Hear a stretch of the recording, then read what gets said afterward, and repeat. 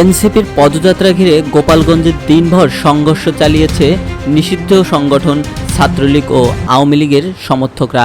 সন্ধ্যা নাগাদ এতটাই খারাপ পরিস্থিতি তৈরি হয়েছে যে প্রশাসন কারফিউ করেছে।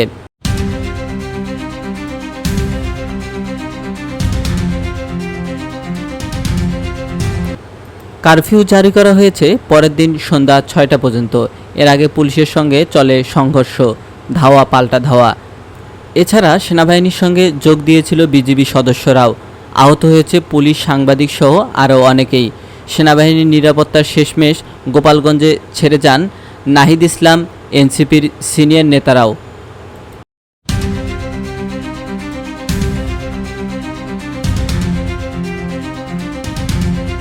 এই সংঘর্ষের ঘটনায় ৩ জনের মৃত্যুর খবর পাওয়া গেছে হাসপাতাল সূত্র থেকে। সমাবেশ শেষে মাদারীপুরে যাওয়ার পথে এনসিপির গাড়িবহরের ভেতরে ঢুকে যায় ছাত্রলীগ এবং যুবলীগের নেতাকর্মীরা, চালায় হামলা। পরিস্থিতি বেগতিক দেখে পুলিশ সুপার কার্যালয়ে ঢুকে যান এনসিপির কেন্দ্রীয় নেতারা।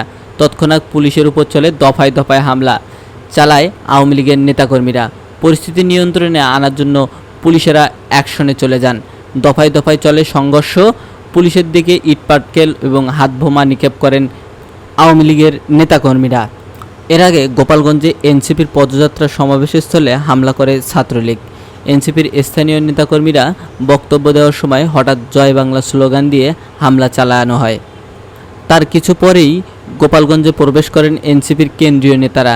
যোগ দেন সমাবেশে। নাহিদ ইসলাম বলেন, দ্বিগুণ গতিতে এর জবাব দেবে এনসিপি। আওয়ামী লীগের এখন ওই ফেসবুকের মধ্যে বড় বড় কথা বলার কলিজা আছে, তাদের কলিজা নাই, মাঠে এসে কথা বলবে। এরকম একটা জনসমাবেশে তারা মিনিমাম কোন নিরাপত্তা আমাদেরকে নিশ্চিত করতে পারে নাই। আওয়ামী সংগঠনের সন্ত্রাসীগুলো এখানে এসে হামলা করেছে, তার দেখতে পাচ্ছেন পুলিশরা এর কোনো প্রতিহত করে নাই।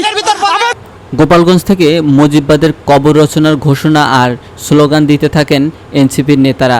আমরা ঘোষণা করছি, ওই মুজিববাদের রাস্তায়।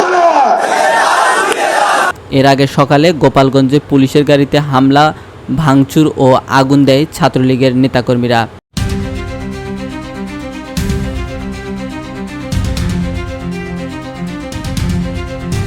আহত হন 4 পুলিশ সদস্য।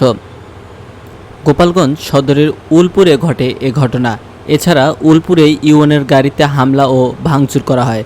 কংসুর এলাকায় গাছে গুড়ি কেটে সড়ক অবরোধ করে হামলাকারীরা। পরে প্রশাসন গিয়ে সড়ক থেকে এসব সরিয়ে নেয়। সংঘর্ষের মধ্যে বিকেল নাগাদ সেনাবাহিনীর নিরাপত্তায় গোপালগঞ্জ ছেড়ে চলে যান এনসিপির নেতাকর্মীরা। এছাড়াও গোপালগঞ্জের কেন্দ্রীয় কারাগারে হামলা চালায় দুর্বৃত্তরা।